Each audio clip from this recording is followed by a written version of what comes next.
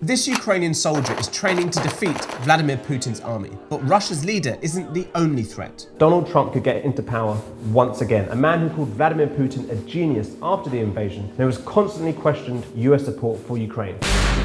At the start of the war, the West's backing for Ukraine was almost unanimous. Now, politicians in Washington hold aid for Ukraine to ransom, and the American public are losing interest in this fight against Russia. All of this can be traced back to one man and his obsession with power. Not Putin, Trump. From soldiers to military and political experts we've spoken to, the message is clear. Ukraine may find themselves really completely cut loose and at the mercy of Russia. Trump 2.0 would be unchained. We'll explore how the influence of Trump and his followers is already shaping the conflict, and why the next 12 months of fighting, both on the battlefields of Ukraine and in the corridors of power in the US, will decide how this war ends. When people talk about Western support for Ukraine, this right here is part of the package. Weeks of intensive military training in the English countryside. Some of these Ukrainians are learning to hold a gun for the first time. Others have already seen action. I know that I'm gonna win this war. You're gonna win the war? I'm sure, sure about this. You can't fault their confidence. But while Russian soldiers are reliant on decisions made in Moscow, Ukrainian soldiers are arguably at the mercy of both leaders and voters in the West, especially in the United States, which goes to the polls next November. That election will almost certainly see Joe Biden take on Donald Trump in the race to be the country's next president. And time and again, Trump has made it clear what will happen in Ukraine if he's re-elected. I will have the war settled in 1 day, 24 hours. But what does Trump actually mean? What he would do is offer or force Ukraine to hand over territory to Putin. And I think he believes that Putin is someone he can do a deal with.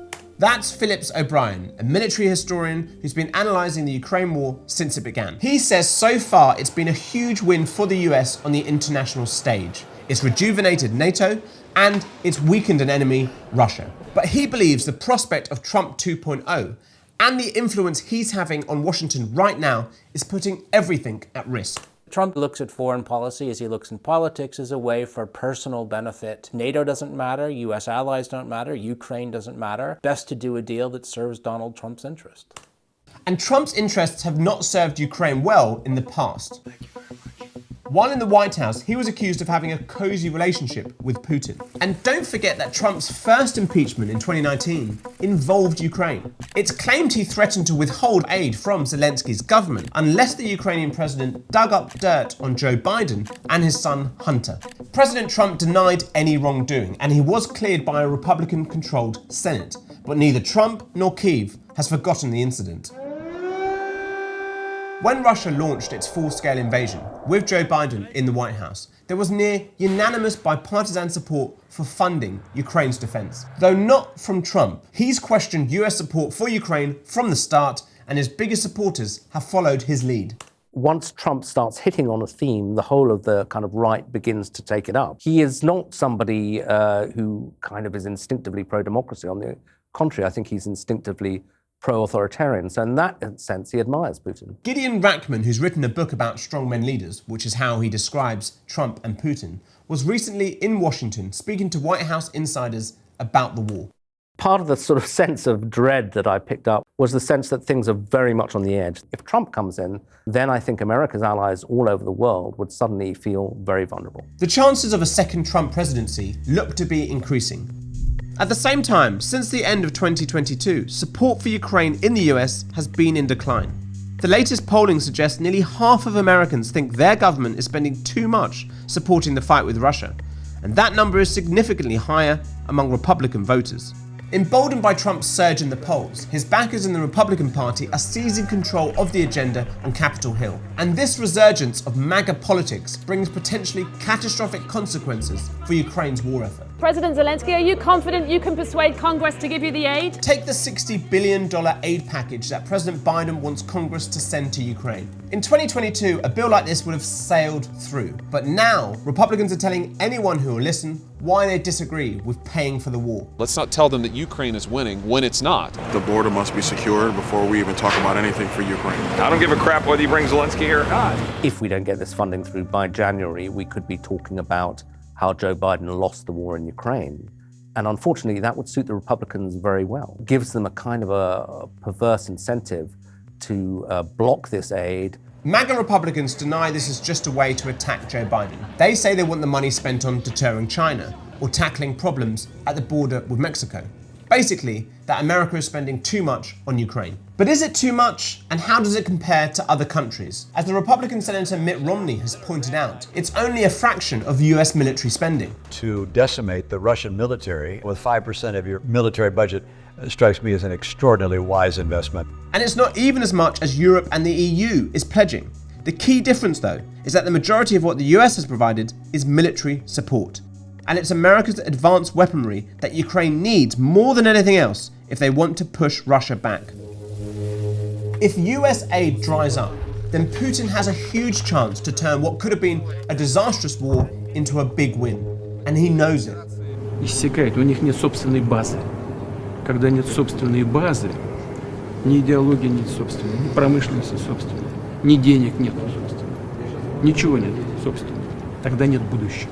Russia has turned itself into a war economy. It's also got in a lot of new weaponry from Iran and North Korea, and the West hasn't responded to that. We have not moved even to a semi-wartime footing. Putin's calculation, once the initial invasion went wrong, was that the West would eventually lose interest. He must be thinking that prediction, that bet, may be about to pay off. The mere prospect of a Trump return seems to be motivating Russia to sustain its war. Ukraine is desperate for the US to back them, and Biden couldn't be clearer about what's at stake if they don't. Ukraine's freedom is on the line. If we don't stop Putin, it'll endanger the freedom of everyone, almost everywhere. But Russia hasn't won yet. There's still huge support for Kyiv in most of Europe. Hungary was the only country standing in the way of the latest block of EU funding for Ukraine, and Brussels says it will find a way around Viktor Orban's veto. EU leaders have also now agreed to start talks about Ukraine one day joining the European Union. While in the US, Democrats almost totally back Ukraine. Trump is riding high in the polls right now, and yet he's also facing 4 criminal trials that could derail his presidential campaign. And then even if Trump does win, that doesn't mean he can do whatever he wants. There are still checks and balances on the president's powers. Trump experienced this in his first term as he faced resistance from Democrats in Congress, the FBI, and even moderates in his own administration. But there are fears that Trump won't allow that to happen again. There were people around Trump in the first administration that didn't always share his very dangerous and destabilizing instincts. One assumes in the second administration that's gone. Trump would put some pretty radical figures in charge of the Defense Department, the CIA, arguably moving towards authoritarianism in some ways. One assumes that Trump 2.0 would be unchained, that he would simply do what he wanted to do, in which case all precedent is out. Political turmoil in the US and American democracy diminished on the world stage. Exactly what Putin and America's enemies are hoping for. If you go to the beginning of 2025, you could have Ukraine defeated, a rampant Russia, a vengeful Russia, and an America that looks like it's no longer prepared to protect Europe. So it would be a victory for Putin from a situation in which his army is really struggling. These Ukrainian soldiers training in the English countryside have not lost hope though, because they are clear about what they're fighting for. Тому що ми боремося за одну нашу єдину ціль. Це вільна Україна, незалежна ні від кого. Я думаю, що це буде прецедентом того, що за демократію дійсно треба боротись і What's clear is that the next 12 months are vital for Ukraine, and their soldiers know it, and they're doing everything they can to liberate the country. The big question, though, is this. Will this kind of armoured support from the West that's been sent to the front line, along with all of that training that we've seen here, will that still be there right to the end of this war, whenever that may be? That will almost certainly depend on who wins the race for the White House in 2024.